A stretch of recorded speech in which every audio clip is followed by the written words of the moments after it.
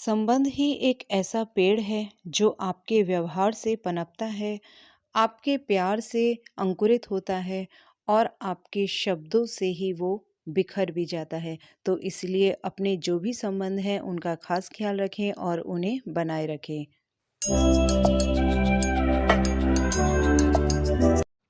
Hello दोस्तों, तो कैसे हैं आप सब लोग? उम्मीद है सभी अच्छे होंगे। तो आज इस वीडियो में शुरुआत करते हैं सुबह के बच्चों के लंच बॉक्स से। तो बच्चों के लंच बॉक्स में आज मैं बना रही हूँ शिमला मिर्च आलू की सब्जी और पराठे दूंगी। वैसे मैं बदल बदल के नाश्ता बनाती रहती हूँ, लेकिन आज मैं इस तरह से सिंपल सा ही नाश्ता दे रही हूँ। और इसके लिए देखिए मैंने क्या किया है कि एक तरफ कढ़ाई गर्म होने रख दी है और उसके बाद मैं टमाटर कट कर लूँगी। अगर हमें सुबह-सुबह कहीं जॉब पर जाना है, कहीं भी जाना है, तो अगर हम इस तरह से काम करें कि एक साथ 2 काम करें, तो हमारा काम जल्दी निपट जाता है। तो एक तरफ इतनी देर में कढ़ाई गरम हुई, इतनी ही देर में मैंने टमाटर कट कर लिए और देखिए एक साथ 2 काम हो गए कि कढ़ाई भी गरम होती रही और टमाटर भी कट कर लिए। और जब तक टमाटर के साथ मसाले भुने, तब तक मैंने शिमला मिर्च आलू की सब्ज़ी काट ली। तो इसी तरह हमें क्या करना होता है, एक के बाद एक काम अगर हम करते रहेंगे तो हमारा काम क्या होगा, जल्दी निपट जाएगा। वहीं अगर हम एक काम अलग से लेकर बैठेंगे तो टाइम बहुत ज़्यादा चल जाएगा। तो एक तरफ ये देखिए मैंने सब्ज़ी कट करके और इसको भून ली है और उसके बाद इसको मैं एक साइड में ढक कर रख दूँगी। अब करूँगी दोपहर के खाने की तैयारी। तो इसके लिए आज बच्चे बोल रहे थे कि उन्हें राजमा खाना है, राजमा चावल। तो अभी तो फ़िलहाल मैं राजमा को रात में जो मैंने भिगो दिया था उसको उबलने रख दूँगी और बाद में अभी चावल मैं भिगोऊँगी। तो इसके लिए सिर्फ़ मैंने थोड़ा-सा नमक लिया है और थोड़े से बस खड़े मसाले जैसे कि इलायची, लौंग और काली मिर्च इसके साथ ही उबलने रख दूँगी ताकि इनका फ्लेवर इसके अंदर आ जाए। और जब तक ये उबलेंगे, जब तक मेरे और काम होते रहेंगे। तो अब मैं इसके बाद आटा मल लूँगी, क्योंकि अब बच्चों के लिए टिफ़िन में पराठे भी जाने हैं। तो आटा इस हिसाब से मैं मलती हूँ कि सुबह का काम दोपहर का और रात तक का काम हो जाए। तो इस हिसाब से मुट्ठियों से आप अगर नाप के आटा मलेंगे तो कभी भी आपका कम या ज़्यादा आटा नहीं होगा। तो रात तक का एक बार में आटा मल के रख लीजिए। तो फ्रिज में भी इसको रख सकते हैं, नहीं तो अब विंटर्स आ रहे हैं तो जैसे जैसे विंटर्स आएंगे आटा आपका ख़राब भी नहीं होगा, बाहर भी अगर छोड़ देंगे। तो सब्जी देखिए तैयार हो गई थी। तो बच्चों के लिए टिफ़िन में रखने के लिए मैं अलग से पहले एक कटोरी में रख लूँगी इसे, ताकि जब तक मैं टिफ़िन में रखूँ तब तक ये थोड़ी-सी नॉर्मल टेम्परेचर में आ जाए। नहीं तो बहुत गरम-गरम क्या होगी, सब्ज़ी एकदम रखी नहीं जाएगी। और ये कुछ पहले का तेल रखा हुआ था मेरे पास, जो कि मैंने कल साबूदाने के कटलेट्स बनाए थे तो उसका ऑयल बच गया था, तो इसको छान कर अब पराठे वगैरह में यूज़ कर लूँगी, नहीं तो एक बार सब्ज़ी बना लूँगी तो उसमें भी ये यूज़ हो जाएगा। अब देखिए पराठे बनाने की बारी आई है। तो मैं क्या करती हूँ कि सबसे पहले गाय का पराठा बनाने के बाद बच्चों के लंच के लिए जितने भी बच्चे लेके जाते हैं 2 या 1 पराठे उनके लिए सेंक लेती हूँ और हैंड टू हैंड अपने लोगों के नाश्ते के लिए भी सेंक लेती हूँ। जैसे मैं और मेरे हस्बैंड आ जाते हैं तो उनके लिए भी अभी मैं सेंक के रख देती हूँ कैसरोल में। क्योंकि बार-बार तो ऐसा नहीं होता कि अब बच्चे गए तो उसके बाद देखिए झाड़ू-पोंछा भी होता है और दोपहर के खाने की और भी तैयारी करके जाना होता है, पूजा है, बहुत से काम हो जाते हैं, जिसकी वजह से हम बार-बार तवा गरम करके और पराठे नहीं सेक सकते।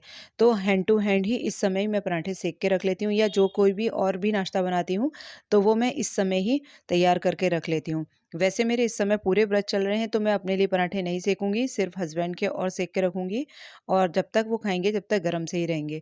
अब जितना भी आटा बचा हुआ है, उसको मैं उठाकर फ्रिज में रख दूँगी, ताकि दोपहर में जब मैं आऊँ, तो उसके बाद उससे रोटियाँ सेक सकूँ। और बच्चों की टिफ़िन तैयार कर दूँगी और बच्चों की ये जो मैंने सब्ज़ी निकाल के रखी थी, वो अब बिल्कुल नॉर्मल टेम्परेचर में आ चुकी है। तो देखिए जब तक बच्चों के स्कूल का लंच होता है तो ऐसा तो नहीं है उनका खाना गर्म ही रहेगा, खाना थोड़ा बहुत तो ठंडा हो ही जाता है। तो हम प्लास्टिक के बर्तनों में क्यों गरम-गरम खाना सर्व करें? तो इससे अच्छा है थोड़ा-सा पहले ही खाने को थोड़ा नॉर्मल टेम्परेचर में ले आएँ, ताकि प्लास्टिक जो है वो हार्मफुल ना रहे। और बच्चों के लंच तैयार हो गए हैं, अब देखती हूँ कमरे में आके तो वैसे बेटी अपने आप तैयार हो जाती है, लेकिन उसके बाल जो हैं वो मुझे ही बनाने पड़ते हैं, क्योंकि लंबे बाल हैं तो अपने आप अभी वो नहीं कर पाती है। तो अब बच्चे चले गए हैं स्कूल। अब आता है हमारे यहाँ फ्रेश वाटर। सुबह और शाम जो गवर्नमेंट का फ्रेश वाटर आता है गवर्नमेंट की तरफ से, नगर निगम की तरफ से, तो वो सुबह और शाम आता है। तो इस समय ही मैं सारी बोतल वगैरह या पानी के जग वगैरह जो खाने में यूज़ होंगे वो सब अभी भर के रख लेती हूँ। और अब मैं बनाऊँगी दोपहर में, जैसे चावल बनाऊँगी तो अभी मैं बच्चे जैसे 7 सवा 7 बज रहे हैं इस समय, और चावल भिगो के रख लूँगी। 8 बजे भी मैं एक तरफ राजमा फ्राई करूँगी और चावल बनाऊँगी, तो दोनों काम एक साथ हो जाएँगे और जब तक मैं अपनी जॉब पर जाऊँगी, जब तक ये दोनों चीज़ें तैयार हो जाएँगी। अब देखिए यहाँ पर कमरे में आ गई हूँ, तो ज़्यादा तो देखिए मैं डस्टिंग नहीं करती हूँ। सिर्फ़ ये बेडशीट वग़ैरह फैली होती है, इन्हें तय कर लूँगी। कभी-कभी सुबह हस्बैंड को समय होता है तो वो भी तय करके रख देते हैं और बेड सही करने के बाद केवल झाड़ू और पोंछा लगाऊँगी। डस्टिंग जो है वो मैं शाम को ही कर लेती हूँ। अमूमन डस्टिंग ऐसी होती है कि शाम को अपने निपटा दी, या मैट्स वग़ैरह झाड़ने हैं तो वो मैट्स वग़ैरह शाम को ही मैं झाड़ के रख देती हूँ, ताकि सुबह के समय इतना काम ना फैले। क्योंकि सुबह तो देखिए इतनी भागा-दौड़ी होती है, लेकिन शाम तो हमारी अपनी होती है, तो हम कितना भी काम कर सकते हैं उसमें।